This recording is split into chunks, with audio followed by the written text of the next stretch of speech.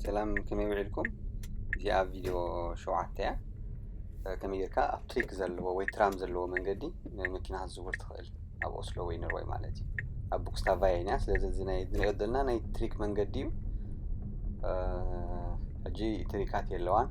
ስለዚህ ካልኤቲ ቪዲዮ ትሪካት ኣብዘለዎ ክንሪአይና ግን ትለውጢ የብሉን ተጻዕዳ መስመር ናይ ማእኸል ጥራይ ዝተርፍ ሳርማ ብዝተኻለ መጠን ኣብ ማእኸል በተጸጋም ንዝመጻ መኻይን ቦታ እናገደፍካ ልክ 50 መውጽኦ ዘሎ ቁሚና ንኸይድ ዘለና ማለት ንሕና ኻ ብየማን ወገን ቀይሕ ሴማፎር ኮይኑ ቀስ ንብል ማለት እዩ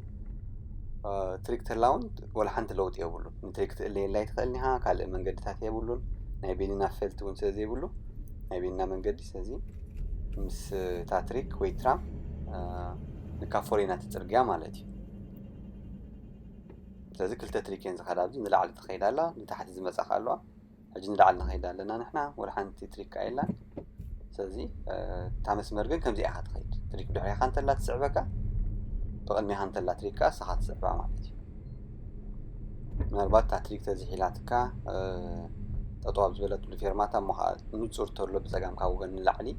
ሩይ ከዓ ንጹር ዝረኣየካ እንተኾይኑ መኻይን ከምዚ ኣለዋ ክትሰግራ ትኽእል ኢኻ ማለት እዩ ስለዚህ ተኻልእ ሕግታት ግን ናይ ምዝዋር ቀይሕ ቀጠልያ ከም ኖርማል ጎደና ብየማን ወገን ከዓ ሆይሬ ሬገል እንዳዘከርና ናቱ ሓፂር አንጎሎ ስለዝኾነ ዝታት ጥንቅቕና በልና ጥራይ ንኸይድ ስለዚ እቲ ፍሉይነት ወላ ሓንቲ ዳርጋ ይርአኒ ሕጂ ትሪክ ካብ ዘይብሉ ስለተቐሊሑ ዘሎ እታ መንገዲ መወዳእታ ተዓፅያ እያ ዘላ ስለዚ ኣብታ መንገዲ ከይወዳእና ንየማን ክትወያ ማለት እዩ እታ ትሪክ ሙሉእ ብሙሉእ ንማየሽትዋ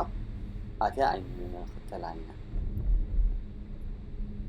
ስለዚ ካልእቲ ቪድዮ ኣብ ናይ ትሪክ ንውስኻላ ኢና እቲ ጽርግያ ግን ከም ዝመስል ኩሉ ሓንቲ ለውጢ ከዓ የብሉን ርእሰ ተኣማንነት ጌርካ ጥራይ ምስማር የድሊ ማለት እዩ